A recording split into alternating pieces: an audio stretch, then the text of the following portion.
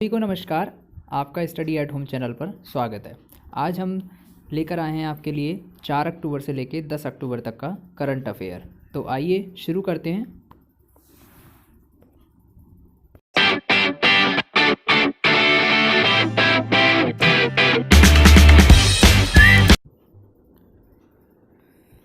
तो देखिए, सबसे पहले राष्ट्रीय समाचार। प्रधानमंत्री नरेंद्र मोदी ने 3 अक्टूबर 2020 को रोहतांग में बनी अटल सुरंग को राष्ट्र को समर्पित किया। सरकार ने दिसंबर 2019 में पूर्व प्रधानमंत्री और विद्वान अटल बिहारी वाजपेयी के सम्मान में रोहतांग सुरंग का नाम अटल सुरंग रखने का निर्णय लिया था। अटल टनल समुद्र तल यानी मीन सी लेवल से 10,000 फीट की ऊंचाई पर बनाई गई दुनिया की सबसे लंबी टनल हाईवे है। सीमा सड़क संगठन यानी बीआरओ द्वारा हिमाचल प्रदेश के लेह मनाली राजमार्ग पर हिमालय के पूर्वी पीर पंजाल रेंज में रोहतांग दर्रे के नीचे अटल सुरंग का निर्माण किया गया है। सुरंग की कुल लंबाई 9.02 किलोमीटर और यह 3100 मीटर यानी 10,171 फीट की ऊंचाई पर है। परियोजना की जो कुल लागत है वो लगभग 3200 करोड़ रुपए है। केंद्रीय जल मंत्री गजेंद्र सिंह शेखावत और जल राज्य मंत्री रतनलाल कटारिया ने विभिन्न श्रेणियों में सर्वश्रेष्ठ प्रदर्शन करने वाले राज्यों, जिलों, ब्लॉकों और जीपी को स्वच्छ भारत 2020 पुरस्कारों से सम्मानित किया। स्वच्छ भारत पुरस्कार 2020 पुरस्कारों को 3 श्रेणियों के अंतर्गत प्रदान किया गया है। स्वच्छ सुंदर सामुदायिक शौचालय अभियान, सामुदायिक शौचालय अभियान और गंदगी से मुक्त अभियान। भारत म्यांमार ने सितवे बंदरगाह के 2021 में चालू होने की जताई संभावना। भारत और म्यांमार वर्ष 2021 की पहली तिमाही तक म्यांमार के रखाइन राज्य में बनाए जा रहे सितवे बंदरगाह को चालू किए जाने की दिशा में काम कर रहे हैं। यह बंदरगाह Kaladan multi modal transit transport परियोजना का हिस्सा है, जिसे भारत के दक्षिण पूर्व एशिया के प्रवेश द्वार के रूप में देखा जा रहा है। सितवे बंदरगाह 2016 में बंगाल की खाड़ी में म्यांमार के रखाइन राज्य की राजधानी सितवे में भारत द्वारा निर्मित एक गहरे पानी का बंदरगाह है। यह बंदरगाह भारत के पूर्वोत्तर क्षेत्र को बंगाल की खाड़ी के साथ मिजोरम से जोड़ेगा। सरकार ने online startup platform startup India showcase किया launch. Department of promotion of industry and internal trade DPIIT ने स्टार्टअप के लिए स्टार्टअप इंडिया शोकेस नामक एक नया ऑनलाइन खोज प्लेटफॉर्म शुरू किया है। इस वेबसाइट का मुख्य उद्देश्य भारत के सबसे बेहतर स्टार्टअप्स को एक साथ लाना है, जिन्होंने fintech, enterprise tech, social effect, health tech और एडिटेक जैसे क्षेत्रों में अपनी क्षमताओं को साबित किया है।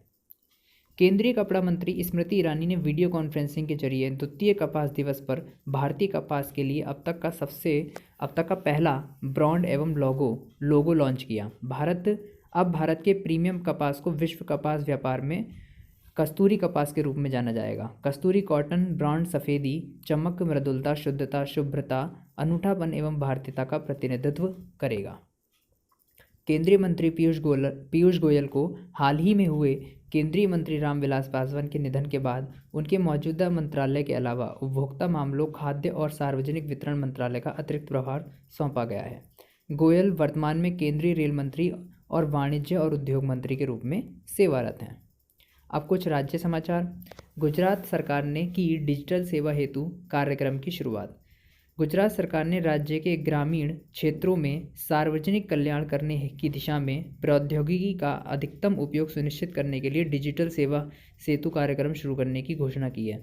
इस कार्यक्रम की शुरुआत केंद्र की भारत नेट परियोजना के तहत की गई है और डिजिटल सेवा सेतु कार्यक्रम के अंतर्गत राज्य की सभी 14,000 ग्राम पंचायतों में ऑप्टिकल फाइबर नेटवर्क के माध्यम से ग्राम पंचायतों को जोड़ने के लिए जन कल्याण सेवाएं उपलब्ध कराई जाएंगी और प्रत्येक ग्राम पंचायत को ई-ग्राम कार्यालय मिलेगा, ताकि ग्रामीणों को तालुका या जिला स्तर के कार्यालय में जाना ना पड़े।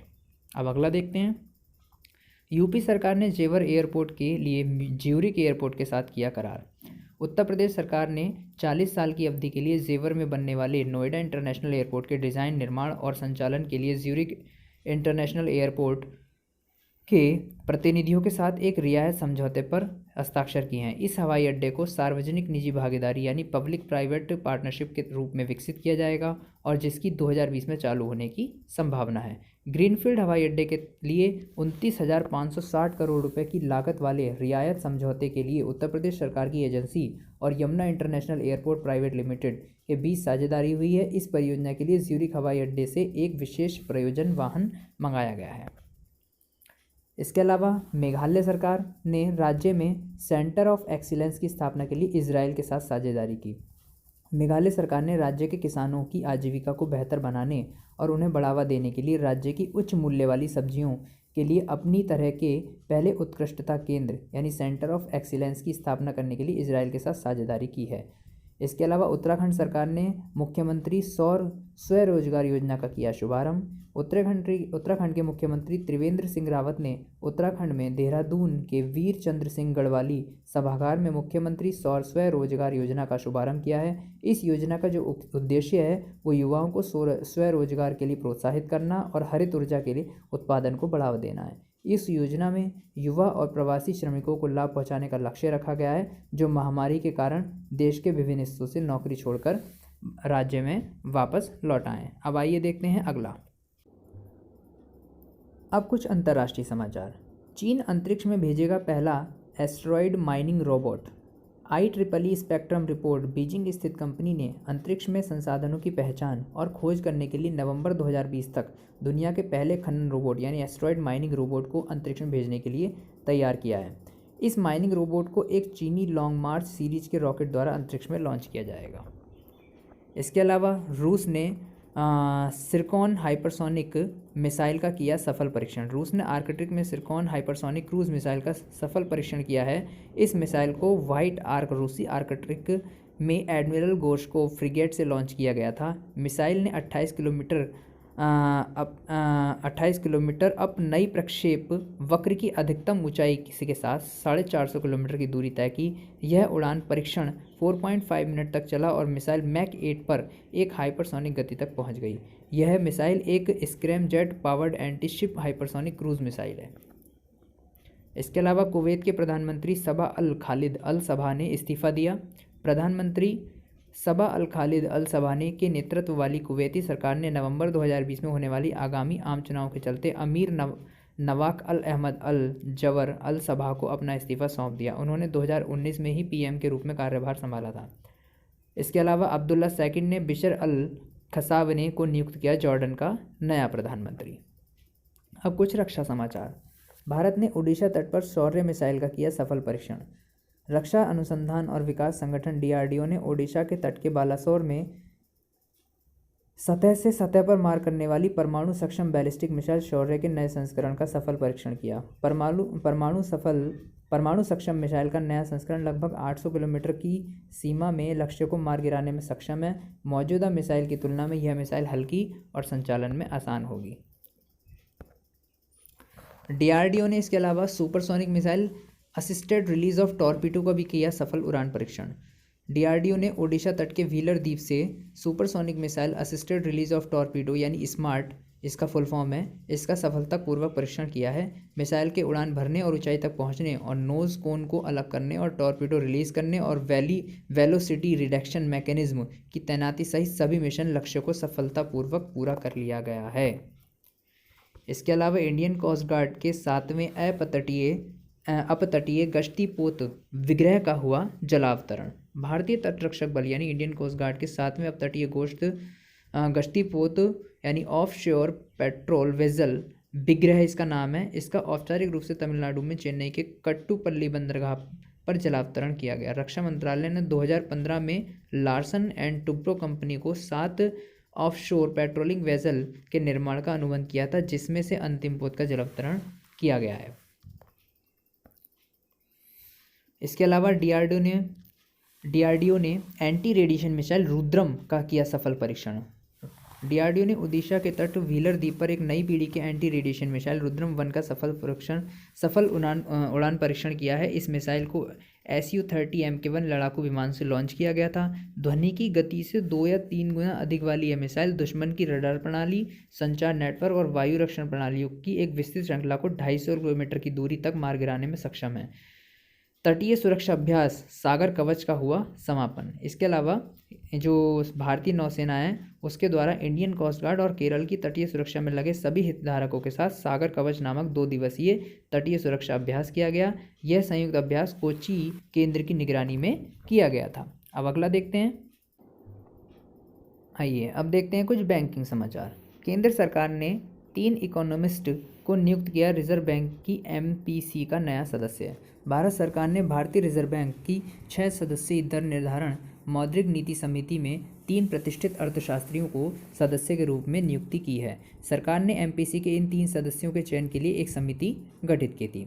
इसके अलावा ICICI बैंक ने LAS ग्राहकों के लिए लॉन्च किया नया डेबिट कार्ड। ICICI बैंक ने लोन अगेंस्ट सिक्योरिटीज़ यानी LAS का लाभ उठाने वाले ग्राहकों के लिए एक डेबिट कार्ड की सुविधा की शुरुआत की है। ये डेबिट कार्ड वीज़ा प्लेटफॉर्म पर उपलब्ध होगा। इस लॉन्च के साथ ICICI बैंक इस तरह की सुविधा शुरू करने वाला भारत का पहला बैंक बन गया है। वित्त मंत्री ने इंडियन बैंक के बिजनेस मेंटरिंग प्रोग्राम MSME प्रेरणा को किया लॉन्च। वित्त मंत्री निर्मला सीतारमण ने इंडियन बैंक द्वारा MSMEs के लिए एक ऑनलाइन व्यापार मेंटरिंग प्रोग्राम MSME प्रेरणा को लॉन्च किया है। भारतीय रिजर्व बैंक यानी RBI के गवर्नर शक्तिकांत दास ने रिजर्व बैंक की तीसरी द्विमासिक मौद्रिक नीति के अहम नीतिगत निर्णयों की घोषणा की है, जिसके अनुसार चलनिधि समायोजन सुविधा यानी लिक्विडिटी एडजस्टमेंट फैसिलिटी के तहत रेपो दर को 4.00% पर अपरिवर्तित रखा गया है, यानी वो 4% ही रहेगी। LAF के तहत रिवर्स रेपो दर को भी 3.35 पर अपरिवर्तित रखा गया है और सीमांत स्थायी सुविधा यानी मार्जिनल स्टैंडिंग फैसिलिटी की दर और बैंक दर को 4.25% पर अपरिवर्तित रखा गया है। वर्ल्ड बैंक ने चालू वित्त वर्ष में भारत की GDP 9.6% निगेटिव रहने की जताई संभावना। इसके अलावा PM स्वनिधि और SBI पोर्टल के बीच API एकीकरण हुआ। उद्यमियों, आवास और शहरी मंत्रालय के मंत्रालय मोदी सरकार की PM स्वनिधि योजना के तहत छोटे उद्यमियों के लिए ऋण मंजूरी और ऋण प्रक्रिया में तेजी लाने के लिए PM स्वनिधि पोर्टल और विभिन्न बैंकों के बीच एप्लीकेशन प्रोग्राम इंटरफेस यानी API का एकीकृत करेगा। मंत्रालय ने इस दिशा में शुरुआत करते हुए PM स्वनिधि पोर्टल और SBI के ई-मुद्रा पोर्टल के बीच API एकीकरण शुरू किया। मंत्रालय अन्य बैंकों के साथ भी ऐसा ही एकीकरण करेगा, जिसके लिए शीघ्र ही एक परामर्शी बैठक आयोजित की जाएगी। अब कुछ समझौता ज्ञापन, व्यापार, बैठक और सम्मेलन समाचार देखते हैं। शहरी कार्य मंत्रालय ने स्ट्रीट फूड वेंडर्स को ऑनलाइन लाने के लिए स्विगी के साथ मिलाया हाथ। मंत्रालय और स्विगी 5 शहरों अहमदाबाद, चेन्नई, दिल्ली, इंदौर और वाराणसी में 250 विक्रेताओं को बोर्डिंग करके एक पायलट कार्यक्रम चलाएंगे। इसके अलावा वीडियो कॉन्फ्रेंसिंग के माध्यम से 17 नवंबर को आयोजित किया जाएगा 12वां ब्रिक्स शिखर सम्मेलन। 12वां जो ब्रिक्स शिखर सम्मेलन है वो वीडियो कॉन्फ्रेंस के माध्यम से 17 नवंबर को आयोजित किया जाएगा और इस प्लेटफॉर्म के इतिहास में पहला मौका होगा जब वैश्विक कोविड महामारी के कारण इस बैठक को वर्चुअली आयोजित किया जाएगा। यह शिखर सम्मेलन रूस की अध्यक्षता में आयोजित किया जाएगा और ब्रिक्स शिखर सम्मेलन कोविड-19 संकट के दौरान सदस्य देशों के बीच सहयोग को और मजबूत बनाने पर केंद्रित होगा। भारतीय सांकेतिक भाषाओं में बदली जाएंगी NCERT की पुस्तकें। सामाजिक न्याय और अधिकारिता मंत्रालय के अनुसार बधिर बच्चों के लिए सभी तरह की शैक्षणिक सामग्री को उनको समझने योग्य प्रारूप में उपलब्ध कराने के लिए भारतीय सांकेतिक भाषा अनुसंधान एवं प्रशिक्षण केंद्र ISLRTC और राष्ट्रीय शैक्षिक अनुसंधान और प्रशिक्षण परिषद NCERT के बीच एक समझौता ज्ञापन पर हस्ताक्षर किए गए हैं। यह बोलने या सुनने में कठिनाइयों वाले लोगों के लिए एक ऐतिहासिक निर्णय है जो दिव्यांगों को सशक्त बनाएगा। टोक्यो में आयोजित की गई क्वाड देशों की विदेश मंत्रियों की बैठक। जापान के टोक्यो में क्वाड कंट्रीज़ के विदेश मंत्रियों की बैठक आयोजित की गई। सभी 4 क्वाड देशों संयुक्त राज्य अमेरिका, जापान, भारत और ऑस्ट्रेलिया ने कोरोना वायरस महामारी के दौरान free and open Indo Pacific यानी FOIP पर विचार विमर्श किया। यह दूसरी क्वाड विदेश मंत्रियों की बैठक है। पहली बैठक का आयोजन 2019 में किया गया था और इस बार बैठक में भारत के विदेश मंत्री S जयशंकर और अमेरिका के जो विदेश मंत्री हैं माइक पॉम्पियो, उन्होंने भी हिस्सा लिया था। अब आइए देखते हैं आगे। एक्सिस बैंक ने को ब्रांडेड फॉरेक्स कार्ड लॉन्च करने के लिए विस्तारा के साथ की साझेदारी। इसके अलावा अमेजन इंडिया ने ऑनलाइन ट्रेन टिकट बुकिंग शुरू करने के लिए IRCTC के साथ साझेदारी कर ली है। नाबार्ड ने क्रेडिट समर्थन बढ़ाने के लिए SBI के साथ 3 MOU पर हस्ताक्षर किए हैं। प्रमुख नियुक्तियां कौन कौन सी हुई हैं? एसबीआई ने चरणजीत अन्ना को नियुक्त किया अपना सीएफओ यानी नया वित्तीय अधिकारी उन्हें नियुक्त किया है। दिनेश कुमार खारा जो हैं अब एसबीआई के नए चेयरमैन बने हैं। भारत सरकार ने दिनेश कुमार खारा को 3 साल की अवधि के लिए भारतीय स्टेट बैंक का नया चेयरमैन नियुक्त किया है। उनकी नियुक्ति 7 अक्टूबर से प्रभावी है। खरा जो है वर्तमान में ग्लोबल बैंकिंग एंड सब्सिडियरीज के प्रभारी निदेशक हैं। इससे पहले रजनीश कुमार थे एसबीआई के चेयरमैन, अब दिनेश कुमार खारा बन गए हैं। इसके अलावा आईपीएस अधिकारी एम ए गणपति होंगे बीसीएएस के नए महानिदेशक। वरिष्ठ आईपीएस अधिकारी एम ए गणपति को नागरिक उड्डयन सुरक्षा ब्यूरो यानी bureau of civil aviation security का महानिदेशक नियुक्त किया गया है। वह उत्तराखंड कैडर के 1986 बैच के आईपीएस अधिकारी हैं। राकेश अस्थाना को अगस्त में सीमा सुरक्षा बल यानी बीएसएफ का महानिदेशक नियुक्त किए जाने के बाद से बीसीएएस का प्रमुख का पद है वो खाली पड़ा था। अब एम ए गणपति इसके जो हैं महानिदेशक हो गए हैं। इसके अलावा जे वेंकटरमू होंगे इंडिया पोस्ट पेमेंट बैंक के नए एमडी और सीईओ। जे वेंकटरमू को India post payments bank IPPB का नया प्रबंध निदेशक और मुख्य कार्यकारी अधिकारी नियुक्त किया गया है। वह सुरेश सेठी का स्थान लेंगे जिन्होंने मार्च 2020 तक इस पद पर काम किया था। केंद्र सरकार ने एम राजेश्वर राव को नियुक्त किया आरबीआई का नया डिप्टी गवर्नर। आरबीआई ने 6 महीने और आगे बढ़ाया जम्मू एंड कश्मीर के सीएमडी आर के छिब्बर का कार्यकाल। इसके अलावा नीलेश शाह फिर से चुने गए एएमएफआई के अध्यक्ष। नीलेश शाह को दोबारा association of mutual funds in India का अध्यक्ष चुना गया है। अब कुछ पुरस्कार और सम्मान। इस साल काफ़ी पुरस्कार मिले हैं। फिजियोलॉजी या मेडिसिन 2020 में नोबेल पुरस्कार की घोषणा। देखिए फिजियोलॉजी यानी चिकित्सा के क्षेत्र में, इस क्षेत्र में 2020 का जो नोबेल पुरस्कार है उसके लिए हार्वे जे अल्टर जो कि अमेरिका के हैं, चार्ल्स एमराइज ये भी अमेरिका के हैं और माइकल ह्यूटन जो कि ब्रिटेन है, इनको संयुक्त रूप से दिया गया। और ये किस लिए दिया गया है? उनकी हेपेटाइटिस सी वायरस की खोज करने के लिए प्रदान किया गया। इसके अलावा right livelihood award 2020, right livelihood award foundation ने वर्ष 2020 के राइट लाइवलीहुड अवार्ड के 4 विजेताओं की घोषणा की, जिसे स्टॉकहोम में वैकल्पिक नोबेल पुरस्कार के रूप में भी जाना जाता है।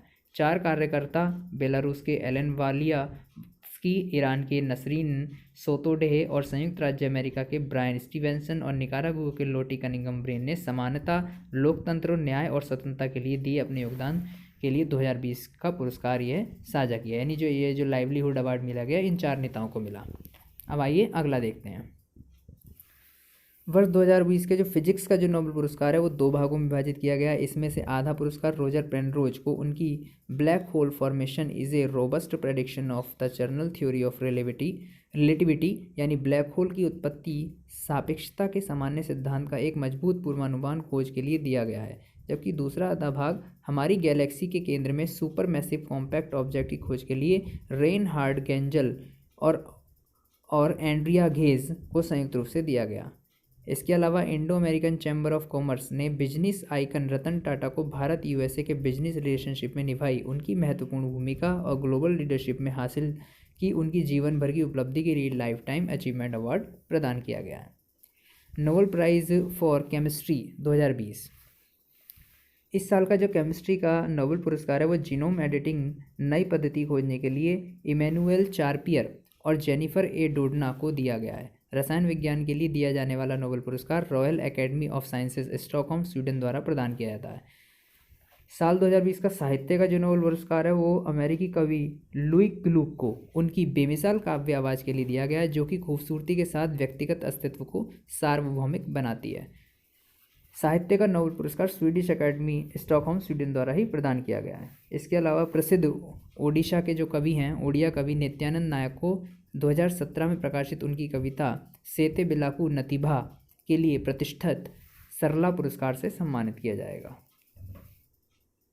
नॉर्वे नोबेल समिति ने वर्ष 2020 का जो शांति नोबेल पुरस्कार है वो दुनिया भर में भूखे लोगों की मदद करने वाले विश्व खाद्य कार्यक्रम यानी वर्ल्ड फूड प्रोग्राम को देने की घोषणा की है। वर्ल्ड फूड प्रोग्राम दुनिया का सबसे बड़ा मानवीय संगठन है जो भूखे लोगों को भोजन उपलब्ध कराता है और खाद्य सुरक्षा को बढ़ावा देता है। अब आइए देखते हैं कुछ पुस्तकें और लेखकें। केंद्रीय उत्तर पूर्वी विकास क्षेत्र राज्य मंत्री स्वतंत्र प्रभार डॉक्टर जितेंद्र सिंह ने discovering the heritage of Assam शीर्षक एक कॉफ़ी टेबल बुक का विमोचन किया है, जिसे पद्मपाणि बोरा द्वारा लिखा और भूमिका अमिताभ बच्चन द्वारा लिखी गई है। दिल्ली के उप मुख्यमंत्री मनीष सिसोदिया ने महात्मा गांधी की 151वीं जयंती के अवसर पर एक वर्चुअल कार्यक्रम के दौरान बापू द अनफॉरगेटेबल शीर्षक एक कॉफ़ी टेबल बुक का विमोचन किया। बाहुबली श्रृंखला के लेखक आनंद नीलकांतन ने अपनी पहली the very extremely most naughty asura tales for kids शीर्षक बाल पुस्तक लिखी है, जिसे कॉरपोरेट मामलों के मंत्रालय के तहत पफिन्स पब्लिशर्स प्राइवेट लिमिटेड द्वारा प्रकाशित किया गया है। भारत के विष्णु शिवराज पांडियन ने, ये खेल समाचार हैं कुछ, भारत के विष्णु शिवराज पांडियन ने अंतर्राष्ट्रीय ऑनलाइन शूटिंग चैंपियनशिप के 5वें संस्करण में 10 मीटर एयर राइफल प्रतियोगिता जीत ली है। अब कुछ महत्वपूर्ण दिन। विश्व शिक्षक दिवस 5 अक्टूबर। प्रत्येक वर्ष 1994 के बाद से 5 अक्टूबर को विश्व स्तर पर विश्व शिक्षक दिवस मनाया जाता है। वर्ष 2020 का विश्व शिक्षक दिवस का जो विषय है वो टीचर्स लीडिंग इन क्राइसिस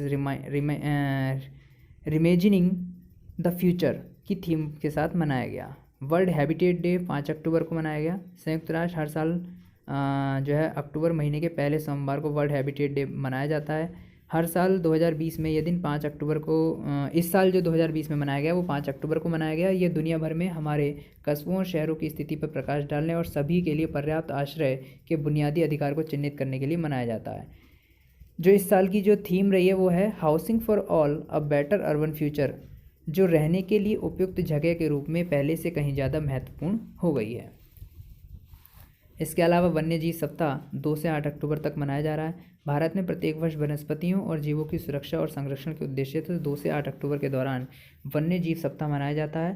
पहला वन्य जीव सप्ताह 1957 में मनाया गया था। वन्य जीव सप्ताह 2020 2 अक्टूबर से 8 अक्टूबर तक मनाया जा रहा है और इसकी जो थीम है, ये 66वां वन्य जीव सप्ताह वो है एक्सप्लोरिंग ह्यूमन एनिमल रिलेशनशिप्स की थीम पर मनाया जा रहा है। इसके अलावा 7 अक्टूबर को विश्व कपास दिवस मनाया गया। साल 2019 के बाद से 7 अक्टूबर को विश्व स्तर पर वर्ल्ड कॉटन डे यानी WCD यानी विश्व कपास दिवस मनाया जाता है। इसके अलावा 8 अक्टूबर को भारतीय वायुसेना दिवस मनाया गया, जो कि हर साल मनाया जाता है। 9 अक्टूबर को विश्व डाक दिवस मनाया गया। प्रत्येक वर्ष 9 अक्टूबर को दुनिया भर में विश्व डाक दिवस के रूप में मनाया जाता है। विश्व डाक दिवस का उद्देश्य लोगों के रोज़मर्रा के जीवन में डाक क्षेत्र की भूमिका और देशों के सामाजिक और आर्थिक विकास में इसके योगदान के बारे में जागरूकता पैदा करना है। विश्व डाक दिवस प्रत्येक वर्ष 9 अक्टूबर को स्विस कैपिटल बर्न में 1874 में यूनिवर्सल पोस्ट यूनियन की स्थापना की वर्षगांठ को चिन्हित करने के लिए मनाया जाता है। विश्व मानसिक स्वास्थ्य दिवस 10 अक्टूबर। हर साल 10 अक्टूबर को विश्व स्तर पर वर्ल्ड मेंटल हेल्थ डे यानी विश्व मानसिक स्वास्थ्य दिवस मनाया जाता है। यह दिन दुनिया भर में मानसिक स्वास्थ्य के मुद्दों के बारे में जागरूकता बढ़ाने और मानसिक स्वास्थ्य के समर्थन में प्रयासों को बढ़ाने के उद्देश्य से मनाया जाता है। World federation for mental health द्वारा विश्व मानसिक स्वास्थ्य दिवस का आयोजन किया जाता है और world federation for mental health द्वारा इस वर्ष की जो निर्धारित थीम है वो है मेंटल हेल्थ फॉर ऑल। इसके अलावा विश्व प्रवासी पक्षी दिवस भी 10 अक्टूबर को मनाया जाता है। विश्व प्रवासी पक्षी दिवस प्रत्येक वर्ष 9 मई एवं 10 अक्टूबर को विश्व स्तर पर मनाया जाता है। इस बार के विश्व प्रवासी दिवस का जो विषय है वो वर्ल्ड्स कनेक्ट और वर्ल्ड है। इस दिन द्विवर्षीय प्रवास का जश्न मनाया जाएगा। राष्ट्रीय डाक सप्ताह भी मनाया गया 9 से 15 अक्टूबर।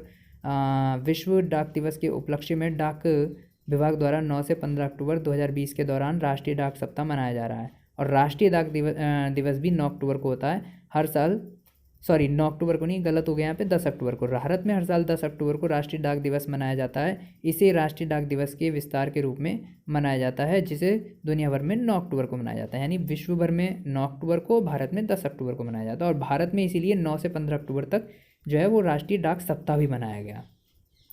अब कुछ प्रमुख निधन जो हुए हैं इस सप्ताह 3 से 10 अक्टूबर के बीच में। केरल की पहली मुख्य जो महिला न्यायाधीश थी के उषा, उनका निधन हुआ। इसके अलावा केंद्रीय उपभोक्ता कार्य, खाद्य और सार्वजनिक वितरण मंत्री रामविलास पासवान का निधन हुआ। उनका जन्म 5 जुलाई 1946 को हुआ था। वह लोक जनशक्ति पार्टी के अध्यक्ष, 8 बार लोकसभा सदस्य और वर्तमान में राज्यसभा से सांसद थे। नोबेल पुरस्कार जीतने वाले एकमात्र मैक्सिकन वैज्ञानिक मारियो जोस मोलिना का भी निधन हुआ और पूर्व CBI निदेशक जो कि डायरेक्टर थे अश्वनी कुमार, इनका निधन हुआ। इन्होंने फांसी लगा के आत्महत्या कर ली थी। इसके अलावा अफगानिस्तान के दाएं हाथ के बल्लेबाज नजीब तारकई का हाल ही में एक सड़क दुर्घटना में निधन हुआ गया। और दिग्गज बॉलीवुड अभिनेता विशाल आनंद का निधन। वह 1976 के सुपरहिट गीत और फिल्म चलते चलते से लोकप्रिय हुए थे। ख्याति प्राप्त सामाजिक कार्यकर्ता प्रोफेसर पुष्पा भावे जिन्हें मुंबई की आयरन लेडी के रूप में भी जाना जाता है, उनका निधन हो गया है। इसके अलावा बॉलीवुड अभिनेत्री मिष्टी मुखर्जी का निधन हो गया है। उन्होंने कई हिंदी, बंगाली और तेलुगु फिल्मों और म्यूज़िक वीडियो में अभिनय किया है। और कुवैत के सबीर अल अहमद अल सबा के इनकम्बेंट अमीर राजा शासक का निधन हो गया है। अब कुछ विविध समाचार। नासा ने ISS पर भेजा, यानी अंतर्राष्ट्रीय जो स्पेस स्टेशन है उस पर भेजा Kalpana Chawla cargo space craft, यानी उसने जो अपने स्पेस क्राफ्ट भेजा उसका नाम कल्पना चावला के नाम पर रखा है। इसके अलावा हर साल विज्ञान एवं और प्रौद्योगिकी का मानव स्थिति की बेहतरी में योगदान का जश्न मनाने के लिए 4 से 10 अक्टूबर तक विश्व अंतरिक्ष सप्ताह भी मनाया जाता है। और इस साल की जो थीम है वो है सैटेलाइट्स इम्प्रूव लाइफ। सिक्किम की जो लाल चेरी मिर्च है, जिसे स्थानीय रूप से डेले खुर्सिनी के नाम से जाना जाता है, उसको केंद्रीय उद्योग संवर्धन और आंतरिक व्यापार से भौगोलिक संकेत यानी ज्योग्राफिकल इंडिकेशन यानी GI टैग प्राप्त किया गया है, जिससे इसे दुनिया की सबसे तीखी मिर्चों में से जाना जाता है। डले खुर्सिनी अभी स्थानीय बाजार में करीब 480 रुपये प्रति किलो के हिसाब से बेची जाती है। पुडुचेरी हवाई अड्डा बना AAI का पहला 100% सौर ऊर्जा से चलने वाला हवाई अड्डा। इसके अलावा दिल्ली के मुख्यमंत्री अरविंद केजरीवाल ने दिल्ली में प्रदूषण स्तर को कम करने के लिए प्रदूषण विरोधी अभियान यानी युद्ध प्रदूषण के विरुद्ध शुरू करने की घोषणा की है।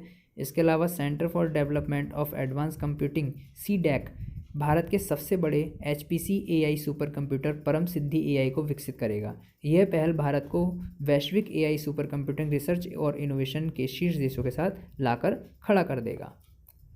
इसके अलावा रिलायंस इंडस्ट्री लिमिटेड के चेयरमैन मुकेश अंबानी ने वर्ष 2020 की फोर्ब्स इंडिया रिच लिस्ट में टॉप किया है। उन्होंने फोर्ब्स इंडिया की सूची में लगातार 13वें साल सबसे अमीर भारतीय के रूप में अपना स्थान बरकरार रखा है। इस सूची में दूसरे स्थान पर अडानी ग्रुप के चेयरमैन गौतम अडानी हैं। तो इसी के साथ उम्मीद करता हूँ कि सभी को वीडियो पसंद आई होगी और सभी को अच्छा लगा होगा।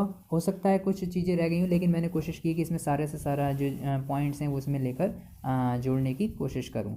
तो ये जो वीडियो थी इसमें 3 अक्टूबर से लेकर 10 अक्टूबर तक के जो हैं सारे जीके को सम्मिलित किया गया है। जल्दी नेक्स्ट वीडियो में भी आएगी जिसमें आपको अगले वीक यानी कि 11 अक्टूबर से 17 अक्टूबर तक का जीके देखने के लिए मिलेगा। अगर आपको वीडियो पसंद आई हो तो इसको लाइक शेयर करना ना भूलें, कमेंट करना ना भूलें और चैनल को सब्सक्राइब करना ना भूलें। आज के लिए धन्यवाद।